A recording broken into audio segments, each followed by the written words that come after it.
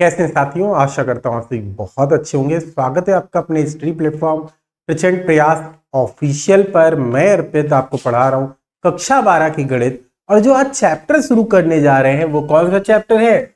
वो है सत्यता और अवकलनीयता की बात करते हैं। ठीक है, कॉन्टिन्यूटी एंड डिफरेंसिबिलिटी की बात करते हैं। कॉन्टिन्यूटी एंड डिफरेंसिबिलिटी को हम लोग यहाँ पर समझेंगे डिटेल में। ठीक है, क्या होता है कॉन्टिन्यूटी, क्या होती है डिफरेंसिबिलिटी, इस चीज को समझेंगे और इससे रिलेटेड क्वेश्चंस को हम लोगों को करना है। ठीक है, तो कुछ परिभाषाएं दी गई हैं उनको समझते हैं। चैप्टर हमारे पास कौन सा है? Continuity and differentiability.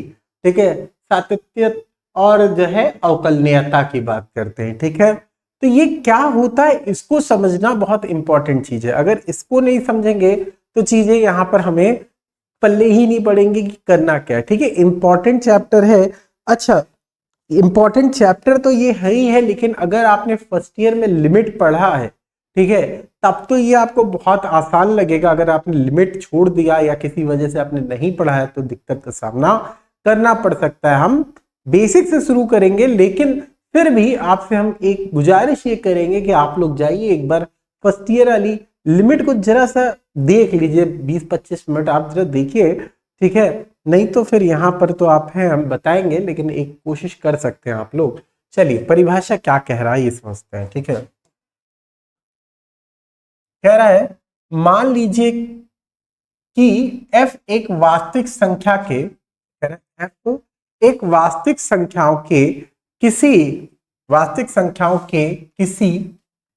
उप समुच्चय में परिभाषित एक वास्तविक फलन है। क्या कह रहा है? एक वास्तविक फलन है। ठीक, कैसा फलन है? वास्तविक फलन है। और मान लीजिए कि f के प्रांत में c एक बिंदु है। तो f के प्रांत में c क्या है? एक बिंदु है। देखिए प्रांत, परिसर, ये सारे टर्म हम लोग पहले ही समझ चुके हैं। ठीक है, तो यहां पर इतना परेशानी वाली कोई बात नहीं होगी। तब f बिंदु c पर सतत है। f बिंदु c पर सतत है। कब सतत होगा? जब ये कंडीशन फॉलो होगी। ठीक है, limit extends to c, fx is equal to fc है। ठीक है, fx इज इक्वल टू कितना है? fc। Limit extends to c, fx is equal to fc यहां पर लिखा हुआ है। ठीक है, ये हमारे पास दे दिया। तो limit extend to c, fx is equal to fc यहां पर हमारे पास दिया गया है। ठीक, ये हमारे पास है। अभी करते क्या है, यहां तक इतना मिलने के बाद ये अगर कहीं पे कंडीशन लाई कर रही है, कहीं पे कंडीशन ये बन रही है, तभी सतत होगा, तभी वो कॉन्टिन्यूअस होगा, नहीं तो वो कॉन्टिन्यूअस नहीं होगा। अब थ्योरी को समझते हैं, क्योंकि हमें सब कुछ यहाँ पर डिटेल में पढ़ना है, तो इसलिए यहां पर सब कुछ समझना भी जरूरी है, एक एक पॉइंट को। कह रहा विस्तृत रूप से यदि x बराबर c पर, क्या कर रहा है? विस्तृत रूप से x बराबर c पर बाएं पक्ष की सीमा, मतलब LHL, लेफ्ट हैंड लिमिट, ठीक है, दाएं पक्ष की सीमा, ठीक है, मतलब RHL, इसे क्या कहेंगे हम लोग? इसे कहेंगे LHL। ठीक है, और इसे बोलेंगे RHL। ठीक है, RHL। तो LHL की बात करते हैं, लेफ्ट हैंड लिमिट की बात करते हैं। लेफ्ट हैंड लिमिट क्या होता है? लेफ्ट हैंड लिमिट की बात करते हैं ये कि यहां पर बाएं पक्ष की सीमा जो है वो दाएं पक्ष की सीमा के बराबर हो और फलन का मान भी एग्जिस्ट करे। मतलब यहां पर तीन चीजें हमसे कह रहा है कि LHL, RHL और फंक्शन, ठीक है, ये सभी एक दूसरे के बराबर हो। ये सभी क्या हो? एक दूसरे के बराबर हो। ठीक है, तो x बराबर c पर f सतत कहलाता है। क्या कहलाता है? सतत कहलाता है। ठीक है, स्मरण कीजिए कि यदि x बराबर c पर बाएं पक्ष तथा दाएं पक्ष की सीमाएं संपाती हैं, तो इनके उभयनिष्ठ मान को x बराबर c पर फलन की सीमा कहेंगे। क्या कहेंगे? फलन की सीमा कहेंगे। इस प्रकार सातत्य की परिभाषा को एक अन्य प्रकार से भी व्यक्त किया जा सकता है। मतलब क्या है? RHL और LHL ठीक है। और फंक्शन अगर ये तीनों परिभाषित है, ये अगर तीनों बराबर हैं तो हम क्या कहेंगे, हम कहेंगे कि भाई दिया गया फलन सतत है। क्या कहेंगे, दिया गया फलन सतत है। देखो इन सब चीजों को समझना जरूरी है, इसलिए क्योंकि इन्हीं का यूज करके हमें सतत और असतत निकालना सीखेंगे हम लोग कि सतत क्या है और असतत क्या है। ठीक है, और यही पूरे यहाँ पहली एक्सरसाइज में सारे क्वेश्चन इसी तरह दिए गए सतत और असतत के लिए। कॉन्टिन्यूटी एंड डिफरेंशियबिलिटी में कॉन्टिन्यूअस और डिसकॉन्टिन्यूअस हमें चेक करना पड़ेगा, सतत और असतत की बात करेगा।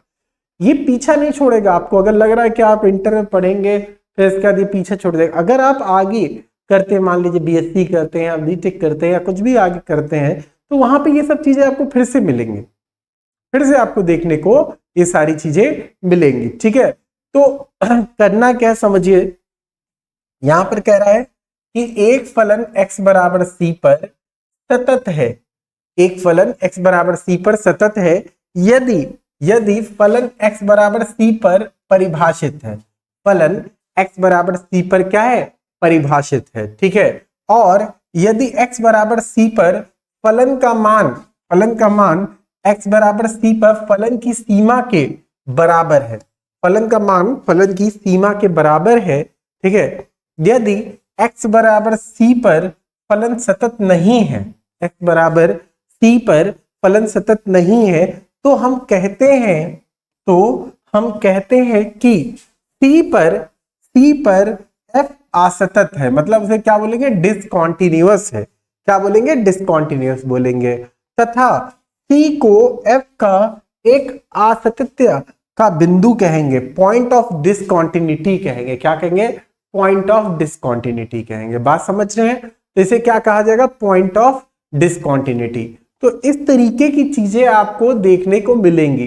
देखिए यहाँ पर सततता और असततता के लिए ही क्वेश्चन आपको पहली एक्सरसाइज में दिए गए हैं, और जितनी ज्यादा प्रैक्टिस करेंगे उतना ज्यादा आपके लिए बढ़िया रहेगा, नहीं तो फिर आप परेशान होते रहेंगे और चीजों को नहीं समझ पाएंगे। ठीक है, बस याद रखिए दो कंडीशन है।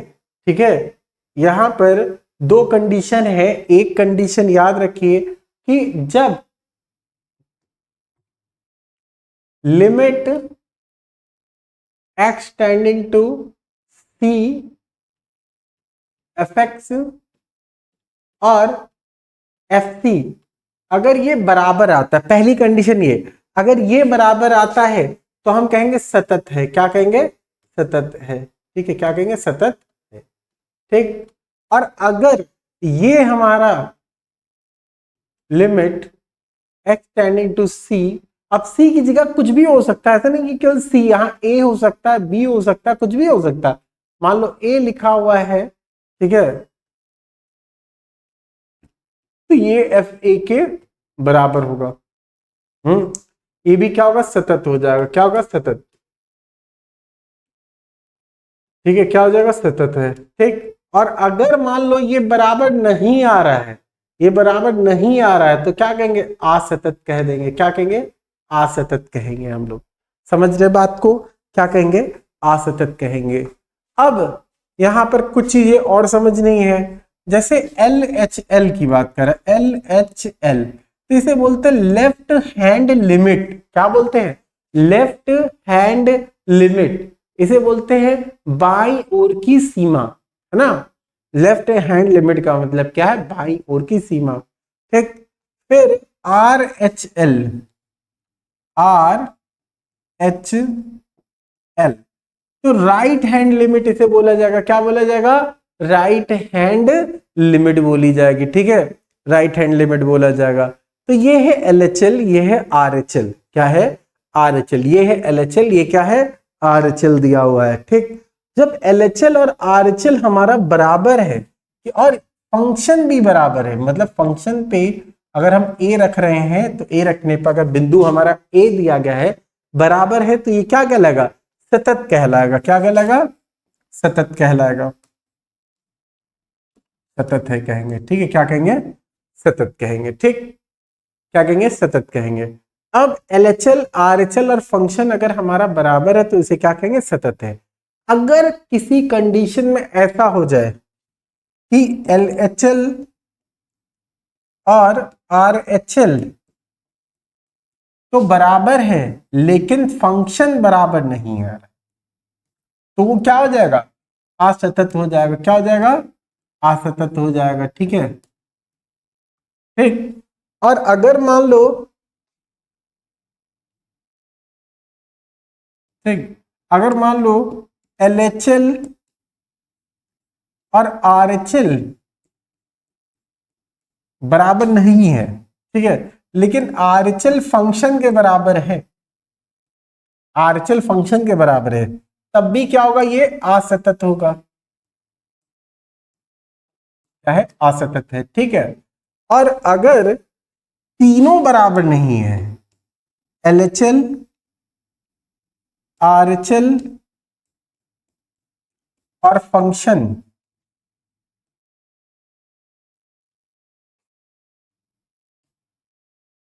फंक्शन तीनों बराबर नहीं है, ठीक है, तीनों बराबर नहीं है, इसे क्या कहेंगे, असतत कहेंगे। ठीक है, असतत कहते हैं। क्या कहते हैं, असतत कहते हैं। ठीक, क्या कहते हैं, असतत कहेंगे। तो अब चीजें समझ में आई आपको कि अगर आपके बराबर नहीं है तो असतत, बराबर है तो सतत कहलाएगा। क्या कहलाएगा, सतत कहलाएगा। LHL RHL और फंक्शन अगर बराबर है तो सतत है। अगर मान लो कोई भी एक चीज अगर यहां पर बराबर नहीं है, ठीक है, तीनों में से अगर कोई भी एक चीज बराबर नहीं है तो उसे हम लोग क्या बोलेंगे, असतत बोल देंगे। क्या बोल देंगे हम लोग, असतत बोल देंगे। ठीक है, तो इस तरीके से ये कॉन्सेप्ट आपका है।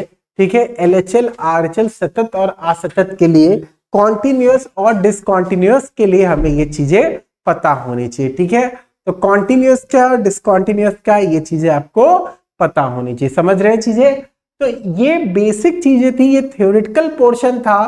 अब आप कहेंगे सर थ्योरेटिकल तो बोल दिया, इसमें से 50% चीजें तो समझ में आई और 50% चीजें ऊपर से चली गई। हम समझते हैं ऐसी चीजें, जब तक आप प्रैक्टिकली नहीं देखेंगे तब तक आपको चीजें समझ में नहीं आती हैं। तो चलिए अब प्रैक्टिकली करके ही बताएं तभी समझ में आएगा। ठीक है, प्रैक्टिकली करके बताएंगे तभी समझ में आएगा। देखिए क्वेश्चन क्या है, अभी देखते हैं।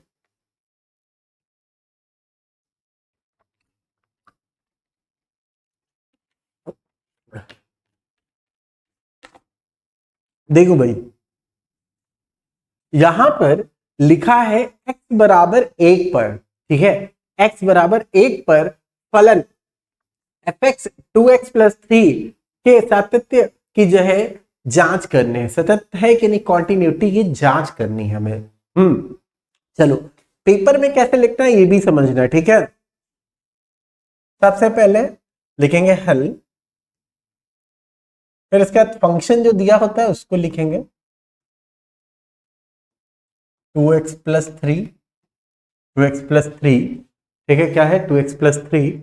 फिर यहां पर किस पे देखना है, x बराबर 1 पर, x बराबर 1 पर हमें देखना है। ठीक, तो x बराबर 1 पर देखना है, तो पहला काम लिमिट लिखते हैं, लिमिट x टेंडिंग टू 1, ठीक है, x टेंडिंग टू 1, और यहां पे क्या लिखेंगे, fx लिख देंगे।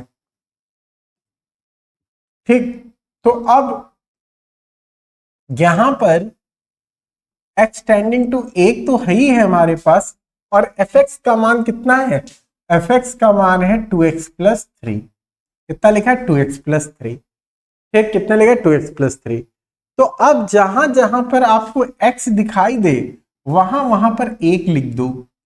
ठीक है, तो कितना हो जाएगा, ये 2 1 जा 2 और ये 3 1 जा 3, तो 3 और 2 5 निकल आया। क्या निकल आया, 5 निकल के आ गया हमारे पास। समझे बात को, क्या निकल गया, 5 निकल के आ गया यहाँ पर। अभी कोई समस्या इसमें, हाँ, किसी भी प्रकार की कोई समस्या हो तो बताइए। तो ये एक पार्ट तो ये चीज हमने निकाल लिया। अब दूसरी चीज हमें निकालनी क्या है, F1 पे क्या वैल्यू है ये देखना है। ठीक, तो यहां लिखेंगे 2 और x की जगह कितना है, 1 लिखा जाएगा, प्लस 3 लिख दिया हमने। मतलब यहां पर देखो x था तो x यहां पर लिखा हुआ आपको दिख रहा है, तो यहां x की जगह कितना आ गया, 1 आ गया। तो जहां पे हमें x दिखेगा हम वहां पे क्या लिख देंगे, वहां पे लिख देंगे 1 लिख देंगे। ठीक है, तो यहाँ 2 लिखा गुणे में 1 लिखा प्लस 3 लिख दिया, तो 2 1 कम 2 और 3 5 हो गया। कितना हो गया, 5 हो गया। ठीक है, समझे बात को। हम्म, 2 1 कम 2 और 3, ये 2 3 5 हो गया, यहाँ पे 5 हमने यहाँ पर लिख दिया। ठीक, तो अब यहां पर आपने एक बात देखी, वो ये देखा कि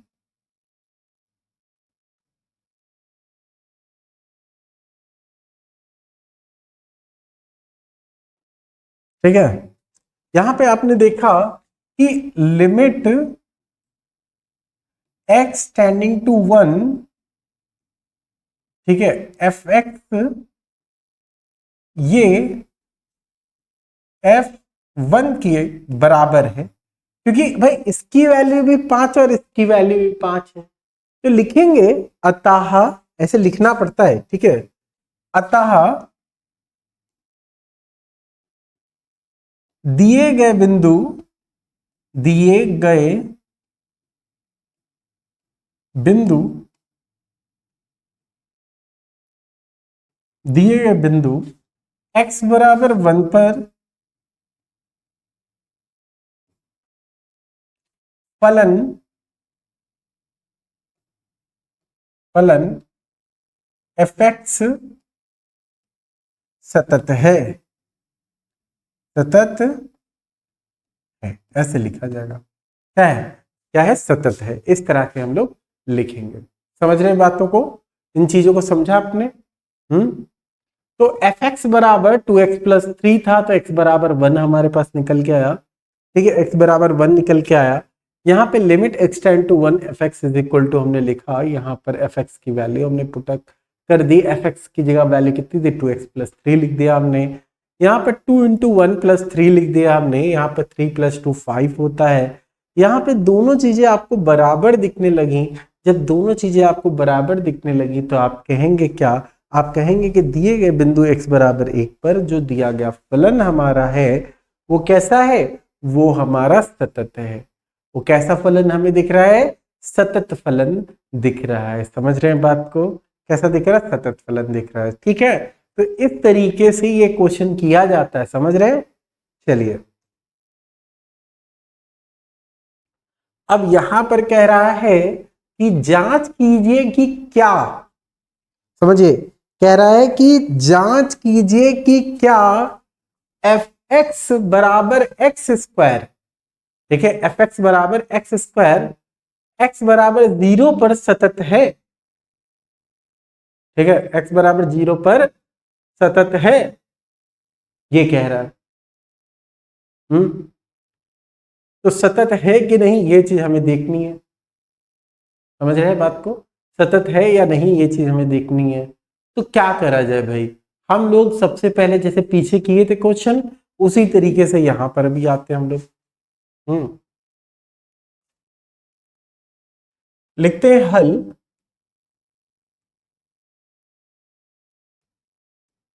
एफ एक्स बराबर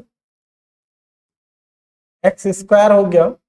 ठीक है, और हमें देखना किस पे, एक्स बराबर 0 पर हमें सततता की जांच करनी है। ठीक है, की जांच करनी है। ठीक है,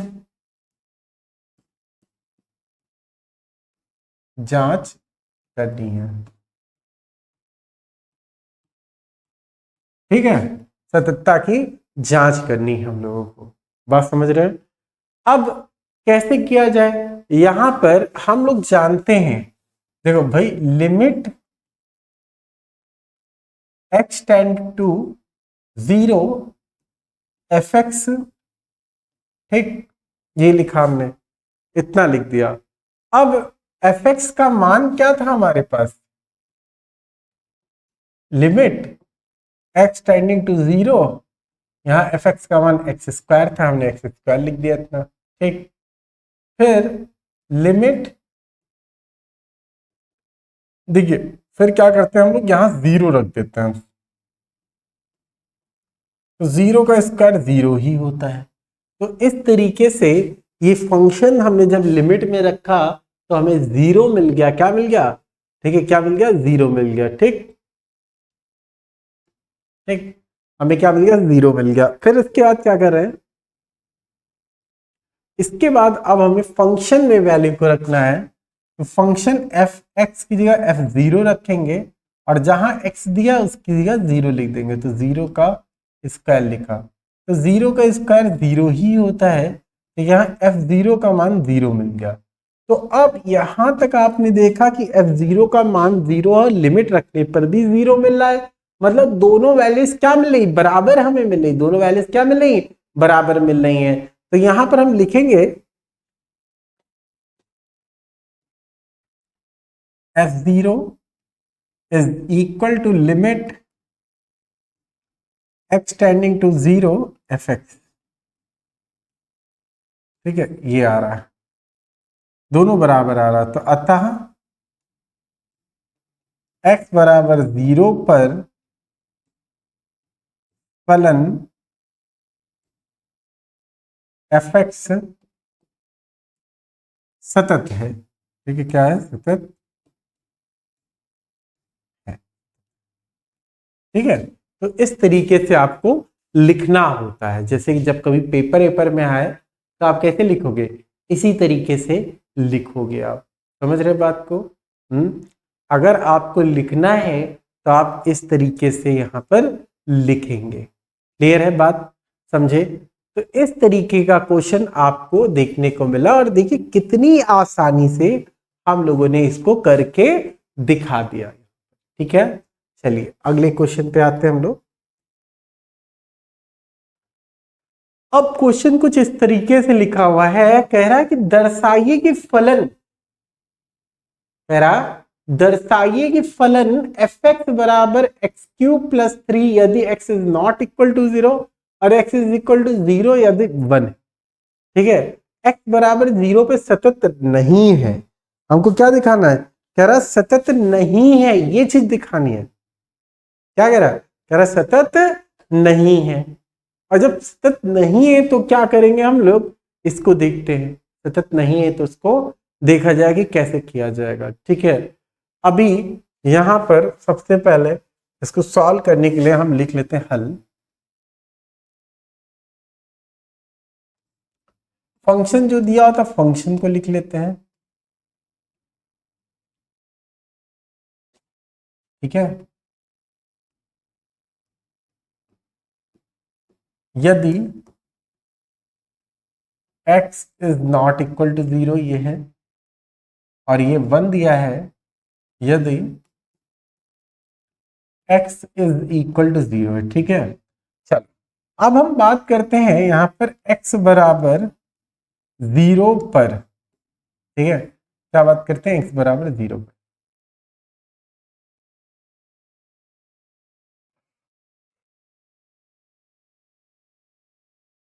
x बराबर 0 पर की बात करते हैं हम लोग। ठीक, x बराबर 0 पर हम लोग देखते हैं, लिखते हैं limit x tending to 0 fx। ठीक, तो यहां पर दिया गया फंक्शन कितना है भाई? लिमिट x टेंडिंग टू 0 और fx की वैल्यू कितनी है? x क्यूब प्लस 3 दिया हुआ है। एक्स क्यूब प्लस 3 दिया हुआ है। ठीक, तो जब यहां रखोगे तो ये हो जाएगा 0 का क्यूब प्लस 3। तो ये तो आंसर 3 आ गया। कितना आया? 3 आया। और इन्होंने पहले से ही दे रखा था कि अगर x की जगह 0 रख दिया जाए, इन्होंने कहा है कि अगर x की 0 रख दिया जाए तो आंसर 1 है। ये इन्होंने बोला है इस तरह के क्वेश्चन में। ठीक है, कि x बराबर 0 रखने पर यहां पे हल कितना मिल रहा है? 1 मिल रहा है। ये बात इन्होंने बोल रखी है हमसे, तो इसलिए हमने x बराबर 0 पे 1 लिख दिया। तो अब आप देखो कि भाई दिया गया फलन और लिमिट, ठीक है, x टेंडिंग टू ये 0 है। ठीक है, ये हमने लिखा fx और यहां पर हमने लिखा F0 लिख दिया। क्या लिख दिया? F0 लिख दिया हमने, ठीक है। तो इस तरीके से अभी क्या आपको ये बराबर दिखाई दे रहा है? क्या यहां पर आपको 3 दिख रहा है, यहां पर 1 दिख रहा है? क्या ये दोनों बराबर हैं? नहीं है। तो आप लिखेंगे नॉट इक्वल, बराबर नहीं है। तो फिर इसके बाद लिखेंगे अतः x बराबर 0 पर दिया गया फलन दिया गया फलन 0 दिया गया फलन fx सतत नहीं है, सतत नहीं है। अब सतत नहीं है लिख लो या असतत लिख लो, बात एक ही है, ठीक है। असतत लिख लो या दिया गया फलन सतत नहीं, ऐसे लिख लो। ये बात हमसे कह रहा है, ठीक है। समझ रहे चीजों को?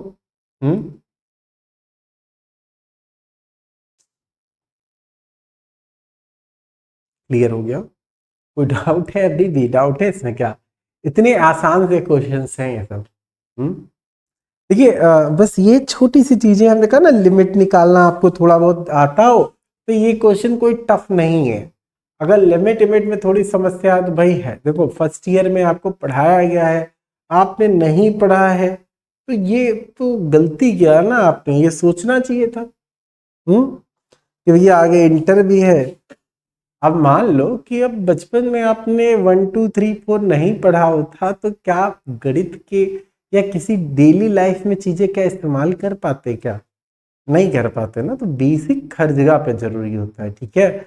बेसिक हर जगह पे जरूरी होता है, इसीलिए हम बार बार आपसे कहते हैं कि जो कुछ भी पढ़ाया जा रहा, अब आप मैच्योर हो चुके हैं, ठीक है। अब आप मैच्योर हैं, ऐसे कोई छोटे बच्चे नहीं हैं। अपना अच्छा बुरा अच्छे से जानते हैं, ठीक है। क्वेश्चन क्या कह रहा है? कह रहा है उदाहरण ये है, ठीक है। फलन fx बराबर x Q plus X square minus 1 के सातत्य पर विचार करें, ठीक है। सातत्य पर विचार करने के लिए कह रहा है। तो जब कभी भी ऐसा कोई क्वेश्चन दे दे आपको, ठीक है, जब कभी ऐसा कोई क्वेश्चन आपको दे दे तब आपको करना क्या होगा? ठीक है, तब आपको यहां पर एक कोई बिंदु मानना पड़ेगा, ठीक है। कोई बिंदु मान लेते हैं क्योंकि यहाँ पर पॉइंट तो हमें दिया ही नहीं गया है, ठीक है। क्या कोई पॉइंट दिया गया? यहाँ पर नहीं दिया गया है। जब हमारे पास पॉइंट नहीं है, ठीक है, जब हमारे पास पॉइंट नहीं दिया गया है तो अब हमें क्या करना पड़ेगा? भाई हमें मानना पड़ेगा। तो हम यहाँ पे लिखेंगे f के प्रत्येक वास्तविक संख्या जो है c के लिए परिभाषित है। मान लेते हैं, ठीक है, कि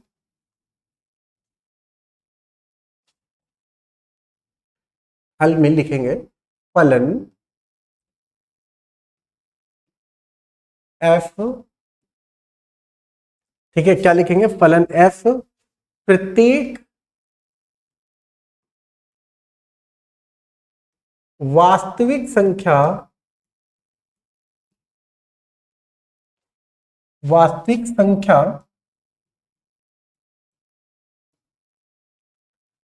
वास्तविक संख्या, ठीक है। फलन f प्रत्येक वास्तविक संख्या, ठीक है, c के लिए परिभाषित है, के लिए परिभाषित है,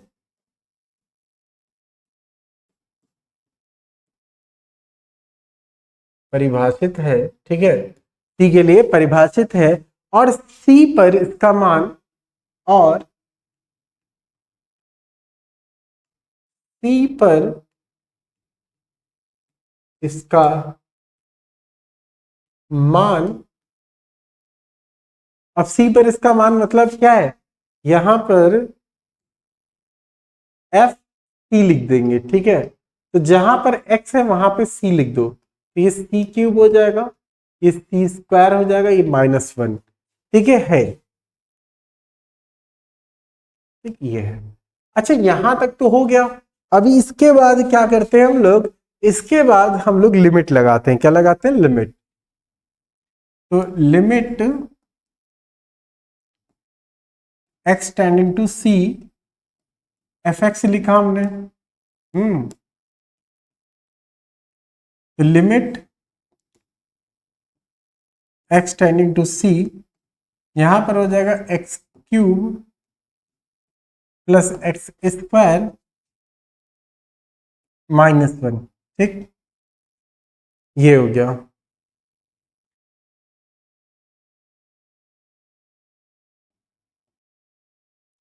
यहां पे लिखा C cube plus C square -1। ठीक है, ये हो गया। ठीक है, C cube plus C square -1 हमने यहां पे लिख दिया। तो अब यहां पे आपको इतना क्लियर हो गया कि कि एफ सी और limit X tending to C F X बराबर है। दोनों क्या है? बराबर है। ठीक, तो अब जब यहां बराबर है तो इसलिए हम लिखेंगे, ठीक है, अतः x बराबर c पर फलन f, x बराबर c पर फलन f सतत है। सतत है, ये चीज हम लोग यहां पर स्पष्ट कर देंगे। ठीक है, तो इस तरीके से हमने यहां पर क्वेश्चन को करके बताया आपको। ठीक है, समझ में आया चीजें?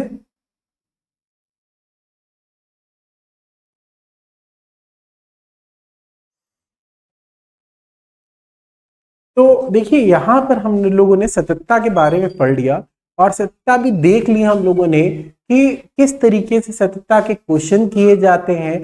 ठीक है, कितने हमारे पास यहाँ पर कॉन्टिन्यूटी के लिए क्या करना पड़ेगा, हमें डिसकॉन्टिन्यूअस होगा, असतत होगा, उसके लिए क्या करना पड़ेगा।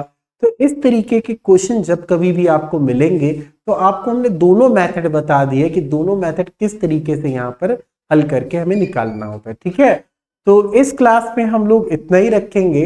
इसके आगे के जो क्वेश्चन होंगे हम लोग अगली क्लास में करेंगे। आपके पास होमवर्क ये है कि जो भी क्लास में आज क्वेश्चन बताए गए इनको आप दोबारा से प्रैक्टिस करेंगे। ठीक है, ये काम जरूर किया करिए। जो भी क्लास में क्वेश्चन बताया जाए आप पढ़ते हैं, उसके बाद फिर से आप एक बार प्रैक्टिस जरूर करा करिए। ठीक है, इस क्लास में इतना ही रखते हैं। धन्यवाद। जय हिंद, जय हिंदुस्तान।